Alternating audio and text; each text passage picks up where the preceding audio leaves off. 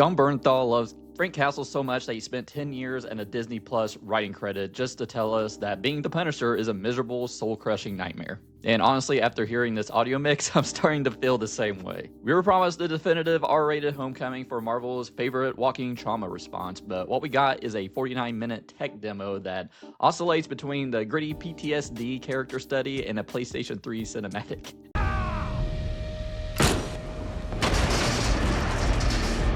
It is the most violent thing Marvel has ever put on screen, but is it a movie, a pilot, a very expensive cry for help? I am a little late getting to this. I was very busy with the early screening of Obsession, and I wanted to get a video out, and I did, and then I didn't have any audio. I'm like, screw it, I'll do it later. But yeah, I was looking forward to this ever since hearing about it like a year and a half ago maybe. I love Bernthal's take on Punisher. And I saw this was going to be kind of like Garth Ennis-inspired Punisher Max sort of short film. I really liked the Marvel Spotlights. I wish they did it more often, actually. I really liked Werewolf by Night, one of the best things Marvel has put out in years. And with, of course, Disney being Disney, no follow-up. And then there is the Guardians of the Galaxy Christmas special, which I really enjoyed. That's, before James Gunn took off to DC permanently. So I was really looking forward to this, and I gotta say, I was pretty disappointed. But I'll get to that later. But it does feel like a kind of nihilistic, grim sort of something that's really inspired by Garth Ennis. But I think it lacks the narrative meat to put it back to the edge of what we're wanting for like a Punisher short, like a one-shot. That's how I kind of saw this, as like a one-shot in a comic book.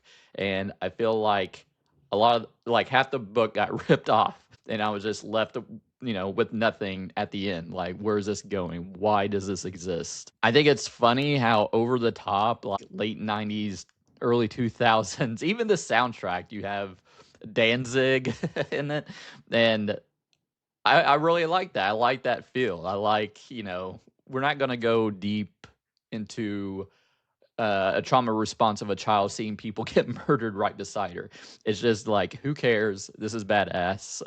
And I thought it was very funny how over the top this part of New York was. It was like the fucking Purge. Like, it was so over the top. He's just walking, and then people are just getting dragged out of the stores, getting beaten in the streets, bashing cars. And in the first 3 minutes, a guy grabs a homeless guy's dog and throws it in front of a freaking truck. Like, what the hell? Just going hard on this. And I thought for a 49-minute sort of short, I thought it took a while to get going, but I think this goes back to Bernthal's genuine passion for veteran mental health. I know he runs a podcast and he has a lot of veterans on there, and that really shines through, especially through the beginning. Bernthal, he gives it his all in this acting. Yeah, really refreshing to seeing him just really embracing the Punisher, kind of like Hugh Jackman does with Wolverine. He seems to really love this role, even so far that he actually got this made. And my criticisms aren't towards Bernthal at all, really. I think he put a lot of work into this, writing it and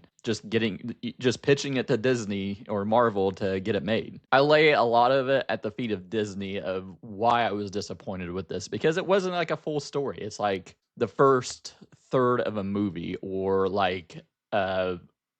a pilot episode, but it was for us to see if we want it. And I don't know, I just wanted a beginning, middle, and end, just like the other Marvel Spotlights that we got. But instead, we get this with no promise of a show or a movie or anything. It's weird. And Disney is so fucking weird with their properties. Look what they did with Star Wars and the Mandalorian Grogu, and they don't follow up. I don't feel like they know what they're doing. And you have someone like Bernthal who's actually passionate about Punisher and everything that entails, and him wanting to make a good Punisher movie, show, whatever. And then it seems like they gave him table scrap. Oh yeah, go do your thing, I guess, with this shit. And I think for what he did, Bernthal, I think he did a pretty good job. But, let's talk about the premise real quick. We find Frank Castle exactly where he's most comfortable, at rock bottom. He's living off the grid, haunted by literal ghosts of his past. Specifically, Curtis Hoyle and Karen Page,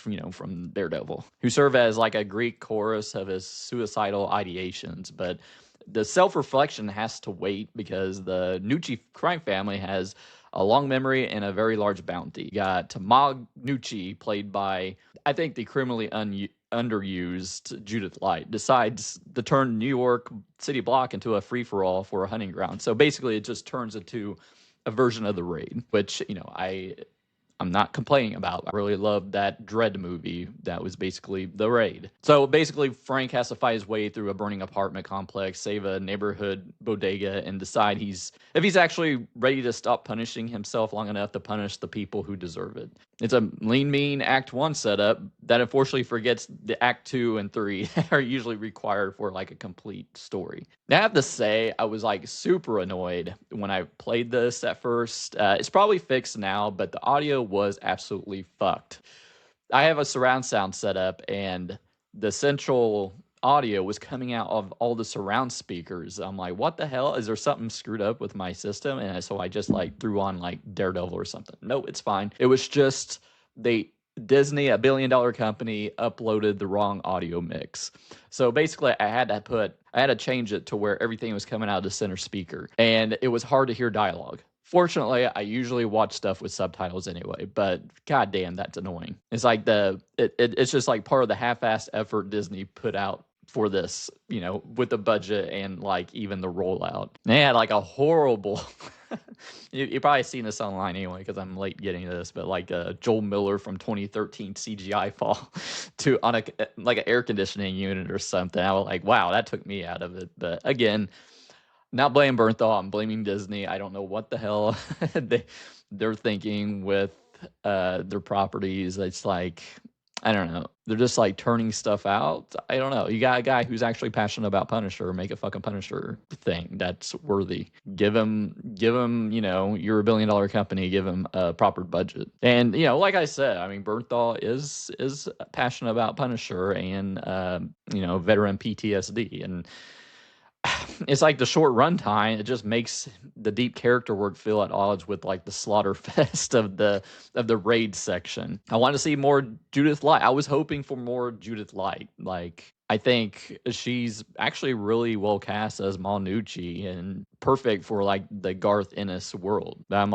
I'm just frustrated by her lack of screen time, because I mean, we all, probably most of us, especially my age, know her from Who's the Boss, but she was really great in that American Crime Story season that she was in. And I think I caught her in a few other things since then. And I bring up the nihilism and everything. And I really like Punisher Warzone, the one where Ray Stevenson plays as Frank Castle. And I really liked it. I just... When I saw it, I thought it was a lot like if Batman 1989 was super violent. Like, I don't think this one goes as hard as that one. I'm like, people's heads explode. There's a guy doing a freaking backflip and he shoots him with a rocket launcher. It's just so out there. I really liked it. But I'm not saying they needed heads exploding and stuff. This thing went pretty hard, especially for a Disney production. But, I appreciate them putting that out there. Like, they need to kind of push the envelope when it comes to these properties, even if it's sort of at odds with their current movies. Like, we're seeing this like hard R action movie Punisher spotlight or special, I guess. It's not very special. It didn't feel very special, but I think it's kind of like, okay, kids, now see him in Spider-Man Brand New Day. Like, it does seem sort of at odds with that. So I guess if you're a Punisher purist who has been dying to see the Max Comics brought to life, meaning you want grime and nihilism and the kind of violence that makes you want to take a shower afterward, you're going to find a lot to love here. It's for the fans who think Netflix shows spent too much time talking and not enough time reloading. But if you're looking for a cohesive standalone story like Werewolf by Night, or if you're someone who generally prefers their dogs to survive the first act, you might find this special to be more of a frustration than a feature. I mean, at the end of the day, Bernthal, he remains the gold standard of this character. He breathes a level of humanity into Frank Castle that the script doesn't always deserve. It's a shame that his first outing as a writer is kind of hamstrung by that 49-minute runtime that feels more like a sizzle reel than a, cinematic event. Disney gave him the keys to the armory and forgot to give him the GPS. It's hard to ignore the technical sloppiness, like the whisper quiet audio. I mean, Disney's fault, but in the CGI hiccups, which point to a larger, more annoying trend of fix-it and patch filmmaking. It's a fun, brutal sample, but I'm tired of Marvel giving us appetizers and calling them dinner. And for the powerhouse performance and relentless, blood-soaked action tempered by the fact that it's literally an unfinished fragment of a better movie, I'm giving The Punisher: One Last Kill 2.5 out of 5. Disney, get your shit together. Watch one of these other videos by my head, and thanks for watching, and I'll see you later.